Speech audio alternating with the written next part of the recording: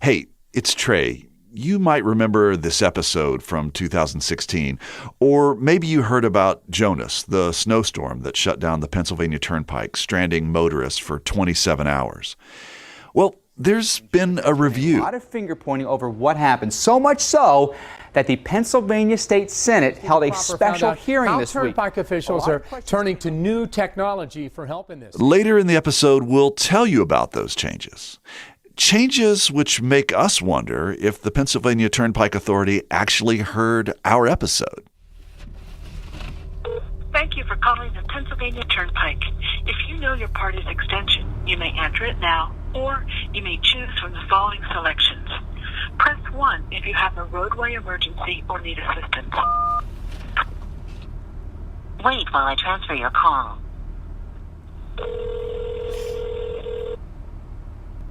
Emergency operations. Hi there. I'm one of the people who is stranded on the Turnpike. And I guess my question to you would be, what other parts throughout the Pennsylvania Turnpike are people stranded? Between Bedford and Somerset, sir. And is that the only place? The Turnpike's closed between those two exits. So I've been here since 9 o'clock last night. I've been told that the National Guard is coming, but they haven't been by yet. How long is the stretch of traffic? They have been deployed.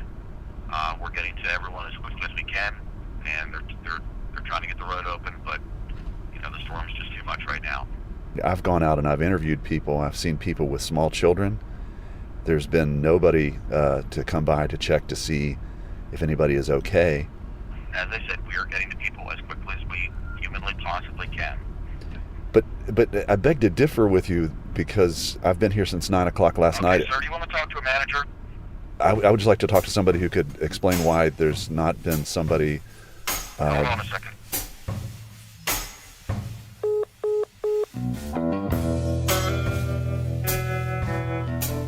This is Us and Them, the podcast where we tell stories about America's cultural divides. I'm Trey Kay.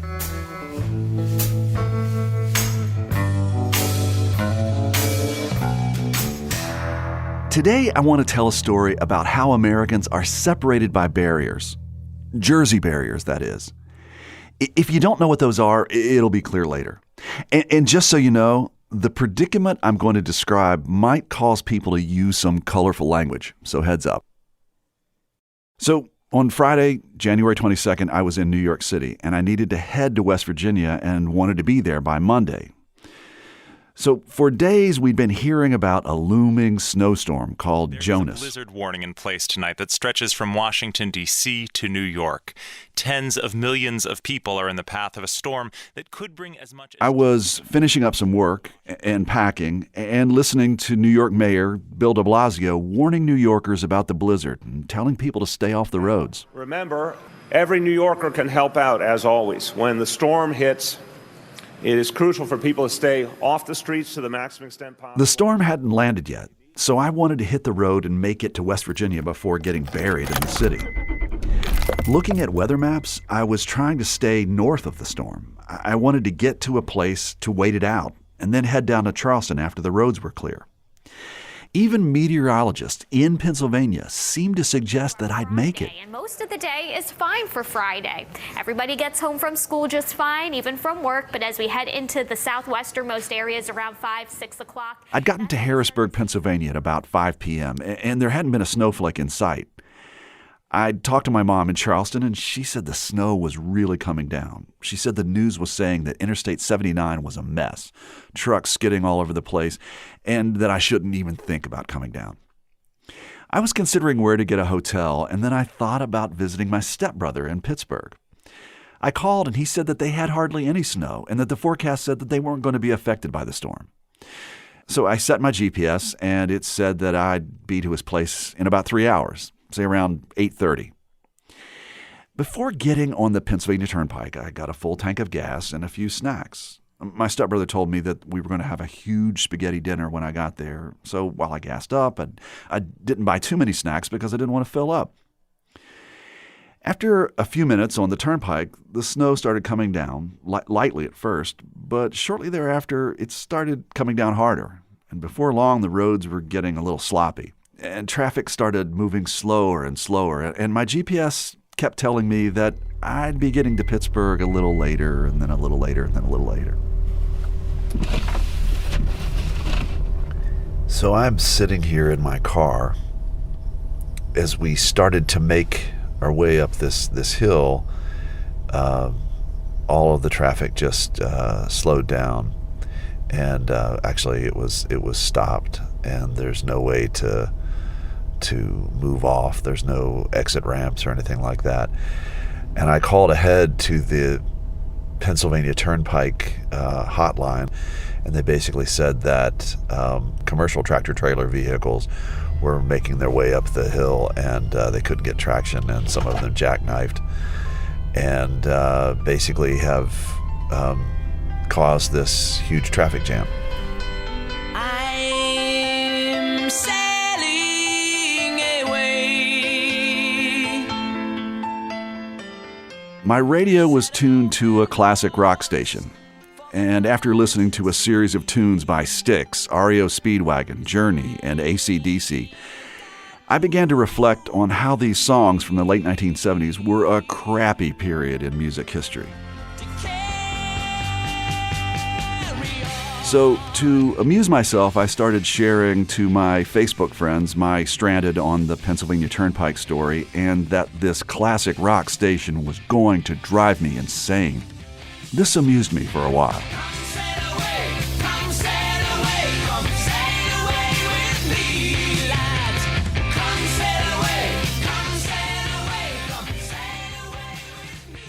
At about 1 o'clock in the morning, we hadn't moved an inch.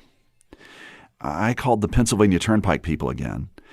They apologized and told me they were moving as quickly as possible. They told me to just be calm and try to be relaxed. Lucky for me, I have a minivan with all the seats taken out of the back, and so I crawled in back and burrowed into my sleeping bag and buried myself under coats and comforters. I popped in my earbuds and caught up on the latest episode of the podcast Serial. He's gathering intel, planning escapes, focused on getting away, and then the rest of it. And the rest of it is 4 more years.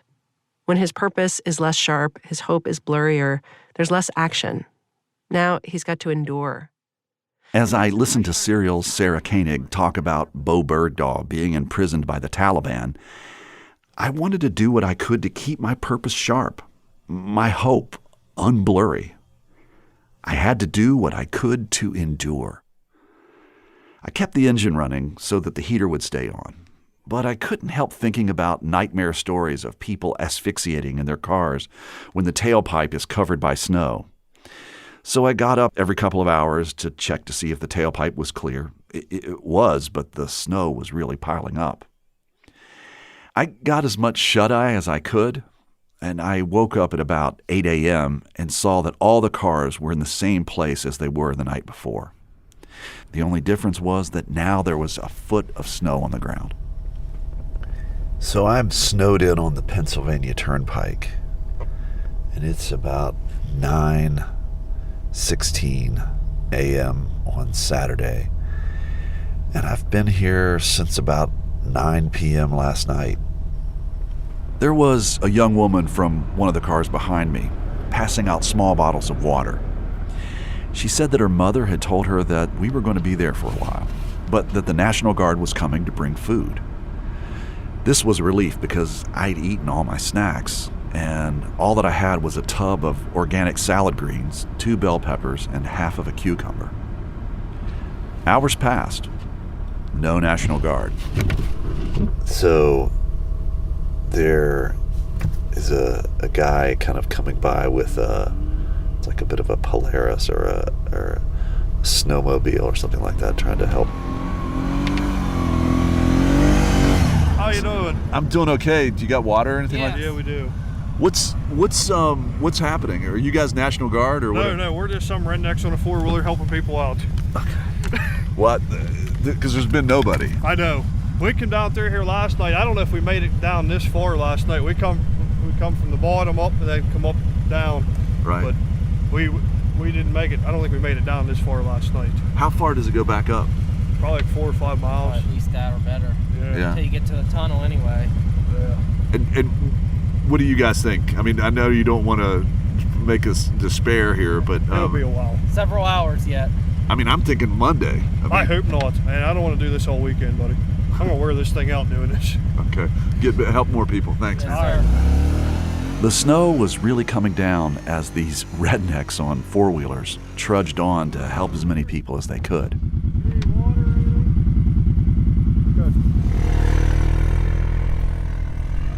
So I'm thinking that maybe I just might want to kind of get out and see how people are doing. Okay.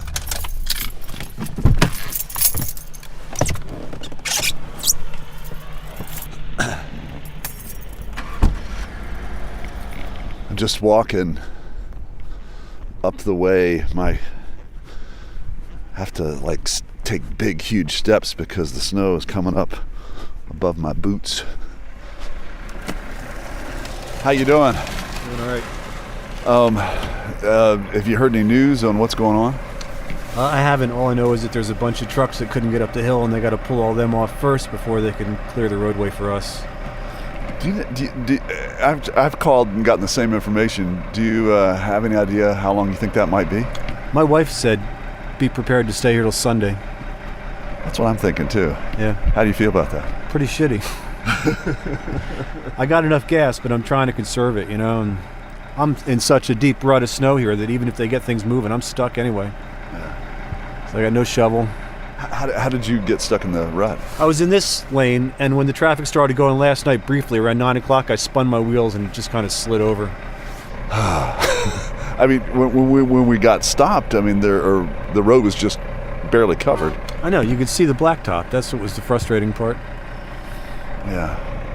I've heard that the National Guard's coming to bring food and stuff like that. Have you heard that? I read that online, but... I think they'd be here by now. Yeah. I haven't even seen a cop in 12 hours. Not even going this way to ask if everybody's all right. Yeah. Thanks, Cliff. You bet. While I was visiting people, my friends were loading messages onto my voicemail. Hey, Trey. I heard you were caught in the blizzard. Just checking in. Give me a call. Talk to you later. Bye. Hey, man, where are you? You still in the parking lot? Or have you got to move, or what's happening? Give me a call. I'll talk to you. Bye. Hey, just checking in. I'm a radio interviewer. I was just checking to see how you're doing. We're hanging in there. How long have you been here? 9 o'clock last night? Yeah, since 9 o'clock last night. So you got plenty of provisions. That's a good thing. Yes. Where are you driving to? Seven Springs. And I'm supposed to go to the Penguins game today, too. I guess that's out. That's definitely out. What have you heard? Do you know how long you think we'll be here? Don't know anything. We called the number and they said National Guard was on their way, but that's all we know. Yeah, that's what they told me too. How's your little one doing? He's hanging in there. All right. Well, just what's your name? Todd. And where are you from again? Ephrata, PA. Okay. Thanks for talking to me. Sure. Hey, man, we're not doing very good at connecting. We were out to a birthday party for Edda's grandson, and so missed your call. So anyway, we'll connect sooner or later. Hope you're well. Bye-bye. That's your CB radio? Yeah. They say that these big commercial things that they had trouble on top of the hill or something like that. Truck's jackknife, yeah, I understand that. What are you going to do? Too much snow. Have you ever had something like this happen before? What, get stuck? Oh, yeah. Like this? Yeah. What do you do? Just start the truck up, let it warm up, shut it off, and save fuel. Because I'm on empty. Are you? Yeah. What, they say the National Guard should be coming by here. Has anybody contacted you and told you anything like that? Nah. What are they saying on the CB radio? National Guard's supposed to be coming. Turnpike shutting down, making everybody get off at Somerset and probably going down 31, which is really going to be nasty with the big hills. Just based on your experience of driving, how long do you think we're going to be here? Well, the way it looks, long time. Well, how long's long? I mean, Monday? We've been here 12 hours already, 13 hours. By the time it get this cleared out, we'll probably be here another 8 if we're lucky. All right, Rich, well, thank you very much. Let me let you get back to being warm. Save your fuel. Yeah, I started up, leave around about 10 minutes and shut it off for an hour or two. That's all you can do. All right, man. Gotta stay alive. Yeah. Take care. Hey, man, just heard about you on TV. They named off all the celebrities that were among the 500 cars stranded on the Pennsylvania Turnpike, and said the podcast genius Trey K was probably preparing a podcast about his experience on the Pennsylvania Turnpike. So I hope you're having a great time, and let us know when you start moving. I'll talk to you. Bye. Have to keep blowing the snow off of my windscreen baffle. Yeah, the snow is pretty high, and as NPR keeps saying, looks like that the worst is yet to come. I don't see how we're going to get out of here for hours. I wouldn't be surprised if we're here until Monday.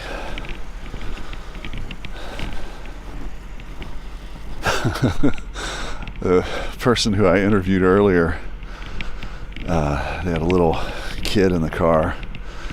I just noticed outside of the window they have like a little grocery store bag, which seems to be filled with a dirty diaper. Coming up, things go from bad to worse. We are working to get shelters in place as quickly as possible so that those folks who need more food or toilet facilities, there are some buses out there. I'm Trey Kay, and this is Us and Them, which is supported in part by the West Virginia Humanities Council, the CRC Foundation, and the Daywood Foundation. Music lifts us up and brings us together, even when we can't get together in person. Mountain Stage brings you live performances on the air, online, and in our podcast. They remind you how it feels to be in a live audience listening to live music. This is Larry Gross, host of Mountain Stage. Find a link to our stations and our podcast online at mountainstage.org.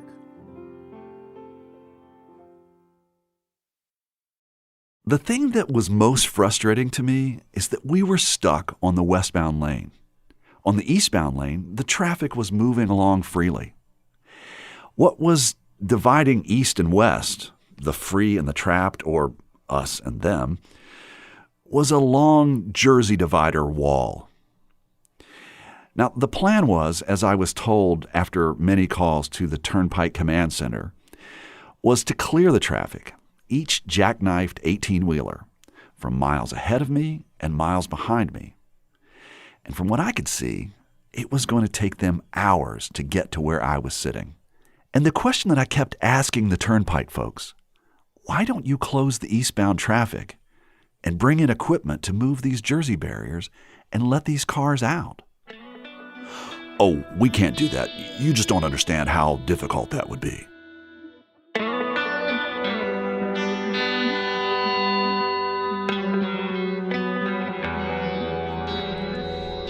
Right now, and I'm trying not to be pessimistic, but my prediction is that I'll be here until Sunday, maybe Monday. No. This is my Us and Them co-producer, Mitch Handley, who called to see if I was okay. Have you been running the car? How much gas do you have? I have about a half a tank of gas. I'm serious. I mean, the snow is just getting deeper. they have like all these, semi-tractor trailers ahead of me that have to move, and then how are you going to move cars that are, in a foot of snow? Yeah. Wow. So, I mean, are you hungry? Not yet. I ate some lettuce earlier today just to, kind of get something in the system. But and if you could have one thing right now besides getting out of there, what would it be? A cup of coffee? Or... I think what I'd like more than that is just like a really tasty bowl of soup or something like that. That would be great. I'm making oatmeal right now. Oh man, and I'd love some oatmeal. Oatmeal's my thing. So yeah. Most of the day was spent trying to run the car engine as little as possible, listening to podcasts, trying to sleep, and not to think about food or going to the bathroom. I placed many calls to the Turnpike Command Office and kept getting what I call crowd control speak. What I wanted was information like what's going on, what's being done, how long will it take, what should I expect so that I can prepare myself. But most of what I got were generalities like just stay calm, we're doing the very best we can, and the National Guard is on their way. Right now, we only have one major problem, and that is between Bedford and Somerset on the Turnpike, and we are doing our best to address that situation. At some point in the day, Pennsylvania Governor Tom Wolf gave a press conference.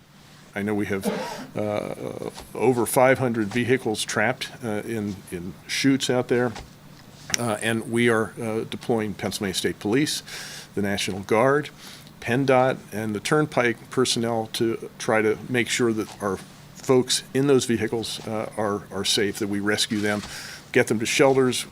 I didn't hear this conference when I was stuck on the Turnpike.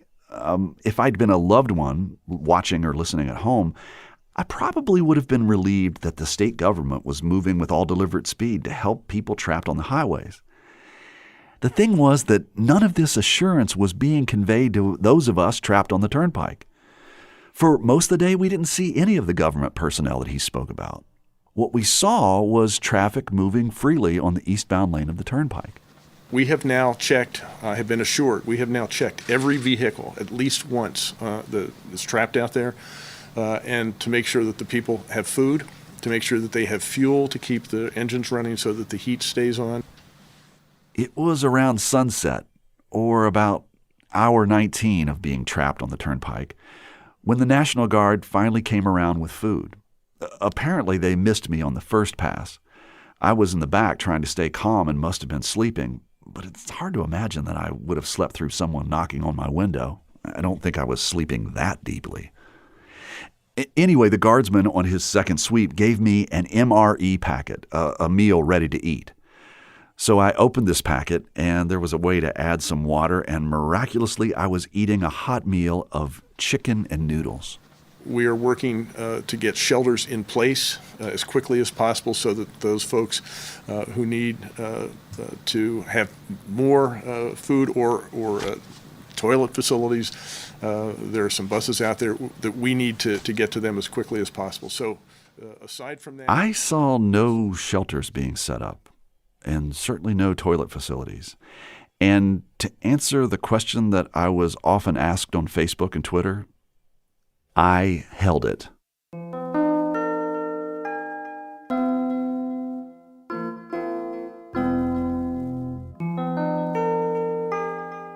After getting some sustenance, I started to think a little more clearly.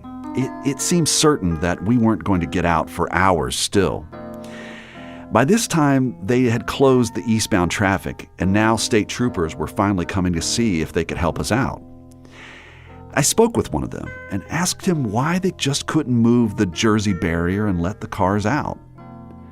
The trooper said that is what he thought should be done, but that he was too far down on the totem pole to make such a decision. After a while, I decided to climb over the Jersey wall and walk until I found a trooper who was higher up on the totem pole and plead my case for the removal of the Jersey barrier. I found a trooper, and he seemed exhausted. He yelled at me for not staying in my car and said that I'd put myself in danger by coming out and looking for him. And he said that he had been working nonstop for more than 24 hours and that he was extremely frustrated with the situation. At that moment, I was about to lose it on this guy.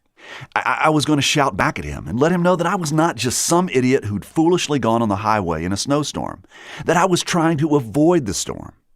And I'd made some wrong calculations. And once that I was in trouble, along with 500 other vehicles, I didn't understand why it had taken so long to be helped. That local rednecks with ATVs had given more timely help than the National Guard or the state police. That I couldn't believe that this was the first time that the Pennsylvania authorities had dealt with a problem like this. In short, I was going to let him know all the things that I thought Pennsylvania had done wrong in this situation and that should be done better next time. I was loaded up like a cannon, ready to unload on this guy. But I didn't. At that point, something came over me. I got the idea that he really understood my frustration and frankly, my desperation. Without him saying much at all, I could tell that he understood that I'd spent about 24 hours feeling like a them on the other side of the Jersey barrier. That I wanted to be heard and not just treated like a problem that needed to be managed. And when I saw that he got that, I was able to see him differently. And I understood his frustration, that he'd been working for hours and still had a very complicated job before him. And for the first time all day, I didn't feel like I was being placated with crowd control speak. For the first time all day, it seemed like I wasn't being ignored. For the first time all day, it seemed like I was on the same side with the authorities trying to help. This trooper was hearing my suggestion for how to remedy the situation, and he was going to do his best to make it happen. The officer drove me back to my car and promised he was going to try to have somebody come along and move the Jersey barrier. While I was out, I got another voicemail. Hi, Nathan calling back from the Operations Center here at the Pennsylvania Turnpike. I have spoken to one of my safety units that are out there. They're going to be coming back up to your location. They're removing vehicles both east of you and west of you through barrier openings. But he's going to come back up there and give you an update of what's going on there at the scene. If you have any questions or problems, please just give us a call in here at star 11. Thank you. In a few hours, at about midnight, cranes and bulldozers were moving sections of the Jersey barriers near my car. After 27 and a half hours of being stranded on the Pennsylvania Turnpike, I and my stranded buddies were motoring again. I was making my way to Pittsburgh. I had about a third of a tank of gas and lots of information to report to the Office of Lessons Learned. At the top of the list, maybe I shouldn't have been on the road at all, period. But for Governor Wolf and the Pennsylvania Turnpike Authority, I think that communicating better with the people in need and instilling confidence that help was on the way would have made things seem a lot less scary. Snowstorms don't happen every day, and I certainly didn't want to get stuck on the Pennsylvania Turnpike. And the state troopers, National Guard, people manning the hotline, and the four-wheeling rednecks passing out water would probably rather have been doing something else other than helping us out. But I'm really glad that they were there.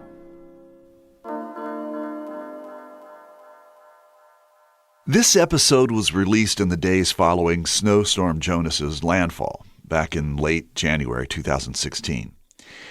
In the subsequent months, the Pennsylvania Turnpike Authority conducted an after-action review of the authority's handling of this crisis. Among the 62-page document's contents are two recommendations that got our attention. You might remember those Jersey barriers, the concrete dividers that separate east and westbound traffic. Now, at every 5 miles of the turnpike, the PTA has installed metal retractable access gates that can be opened during an emergency. So if the traffic is at a standstill, the officials can close one side of the turnpike, open the access gates, and divert the backlog of cars and trucks down the opposite direction to an exit. Another new tool is a website with real-time updates on road closures, rescue efforts, and evacuation measures. So, if you're stranded, and assuming your phone still has juice, the service can be found at 511paconnect.com. And one more thing. This week, just 75 miles north of the Pennsylvania Turnpike, a groundhog named Punxsutawney Phil will let us know whether we can expect an early spring or 6 more weeks of winter. I just hope he's clever enough to stay off the Pennsylvania Turnpike. You've been listening to Us and Them. Our show was written and produced by me, Trey Kay, Lori Stern, and Mitch Hanley. Michael Lipton and Tristam Lozow wrote and performed the Us and Them show music. Mark Lerner designed our logo. The marvelous people at PRX and West Virginia Public Broadcasting make Us and Them possible. So do grants from the Corporation for Public Broadcasting, the National Endowment for the Humanities, the West Virginia Humanities Council, the CRC Foundation, and the Daywood Foundation. Us and Them was originally developed with assistance from the Mentorship Program at AIR, the Association of Independents in Radio. We'll see you next time on Us and Them. Support for this podcast comes from the Corporation for Public Broadcasting.